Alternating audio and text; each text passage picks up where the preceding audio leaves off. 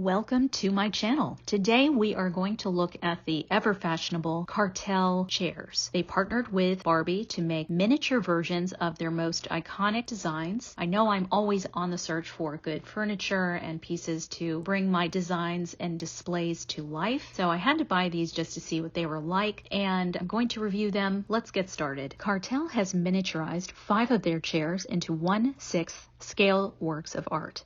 Originally designed by architect and designer Philippe Starck, Kartell explained that the project straddles the intersection, quote, where toys become art and art becomes toys, unquote. All chairs are colored in Pantone 219C, a hue claimed by Mattel as Barbie pink, and are made from recycled plastic. They exhibited at Milan Design Week, so they do have some street cred as works of art already. Let's look into each individual chair. Eros is a swivel chair that is said to have an organic egg shape, but to me it resembles a martini glass of sorts. I thought that the Eros chair might have hailed from the mid-60s, but it's newer than that. It was first introduced in 1998, some sources say 1995, as part of Starck's Plastique Cosmique collection for Kartell. Its name, Eros, is a reference to the Greek god of love and fertility. Its sensual anthropomorphic form was meant to evoke the human body. Starck took inspiration from the curves of the female body for the chair's voluptuous silhouette. The backrest mimics the curve of a spine,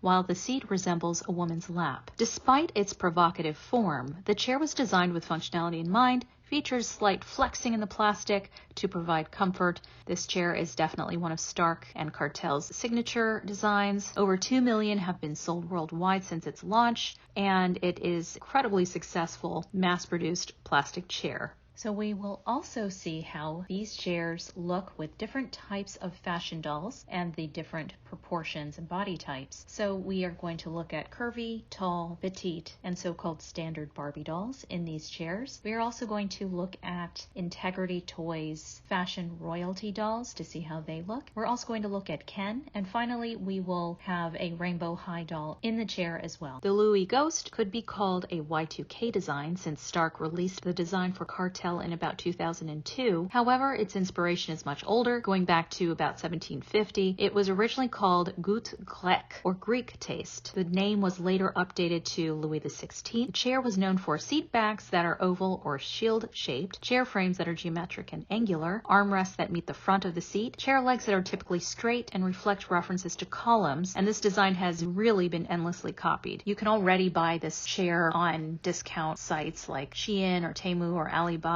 So this design alone certainly wouldn't make most collectors buy this entire set, but it is nice to have with the Kartell stamp. The petite doll looks perfectly proportioned in this chair. Looks made for her. Standard doll also looks pretty good. The chair itself is actually a bit too short, you could argue, but it still works. Rainbow High looks decent in it, even though the doll is not made to sit at a 90-degree angle. Curvy doll looks pretty good in this chair as well, pretty relaxed. The length of the body is between the petite and standard bodies. Fashion Royalty also looks very good in this chair, especially if she's posed to the side. Her limbs are longer than the typical Barbie doll, similar to the tall Barbie, and she also works well with this chair. Ken looks pretty good. He's a little large for the chair. If we look at the plastic itself, we can see it's a bit flexible, a little bit delicate because it is made out of recycled plastic, which generally will weaken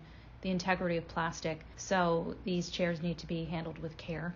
The Master's chair was a partnership between Philippe Starck and Eugenie Quetelet, who designed it together in 2010. The Master's chair was introduced by Kartell apparently in 2009 approximately as part of a collaboration with Starck. It was conceived as a playful and affordable reinvention of the classic wooden chair typology using modern plastic materials and manufacturing. It takes the form of a simple archetypal chair shape reminiscent of chairs used by the quote-unquote masters like Rietveld or Macintosh, hence the name. So in this iteration, Starck really exaggerated and imagined the proportions and forms in a cartoonish plastic interpretation. So let's see how the Master's chair looks with dolls. The seat of the Master's chair is a bit higher than the Ghost chair, so it does seem to affect the way the dolls pose in the chair. Petite dolls still work really well because the seat is also larger. The petite doll is a bit smaller in the chair overall, but she still works quite well. The Rainbow High doll fits well into this chair because there's a larger seat. So because the doll cannot sit up straight, it actually works fairly well, even though she can't quite reach the floor. The standard doll looks really proportioned to the chair itself, so this is a good fit. The tall doll also works well. There's more room for the limbs, and that goes for the Fashion Royalty doll as well, naturally, since she's very similar to the tall Barbie dolls. And the Ken doll has more room to stretch out and sit, so this chair also works well for the larger dolls.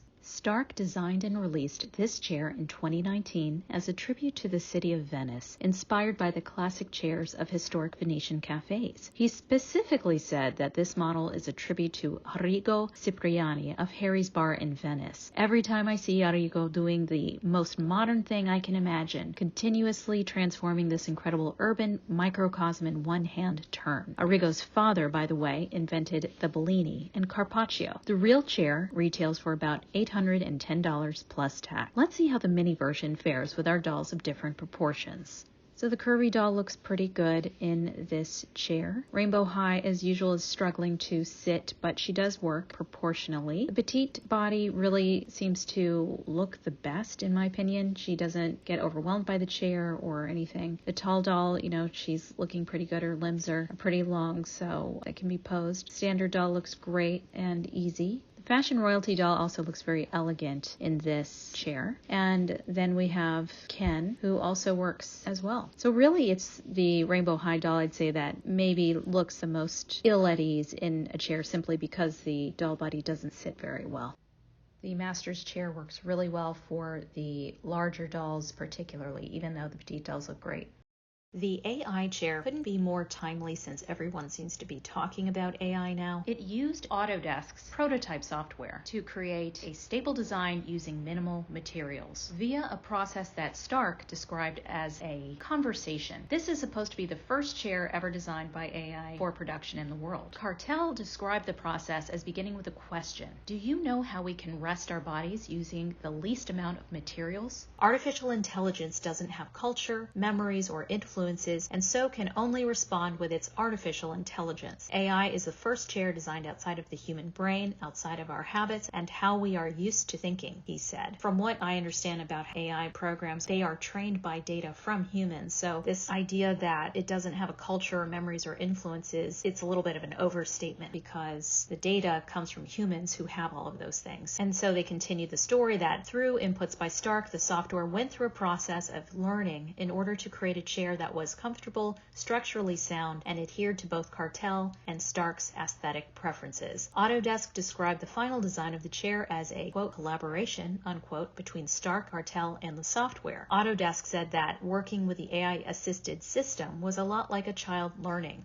As the conversation continued, they said, and Stark wanted to become more sensitive to the ways in which he described what he wanted, the refinement of requirements enabled the software to learn more precisely about his design intent and ultimately became more capable, they said. Autodesk believes that advances in artificial intelligence and generative design tools will improve the work of designers. So it's a very apropos chair right now. I don't know exactly how much material it saves. I haven't seen any information about that, about why this is actually a better chair. Is it a functional one? Certainly. Thought I would try the Ghost and Eros with the Rainbow High chair that came with the original Fashion Closet. They do seem to complement each other well simply because they are all translucent. They look pretty cute. Then I looked at the Eros chair because I mentioned that I feel that the lines remind me of a mod 60s chair. So I combined them with some porcelain chairs that I actually acquired in the 90s that reflect the mod era pretty well. I think they look cute. And then the Venice chair with its lines seems to have a nice juxtaposition with the armchairs in Rainbow High and the white chair I bought at Daiso.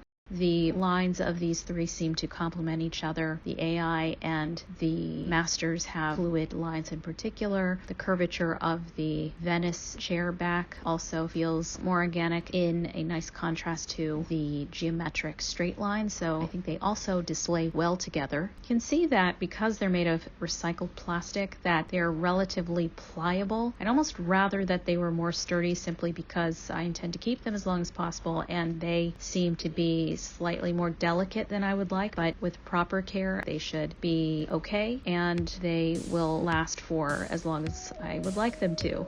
Thank you for watching. Please like and subscribe for more videos like this. See you next time.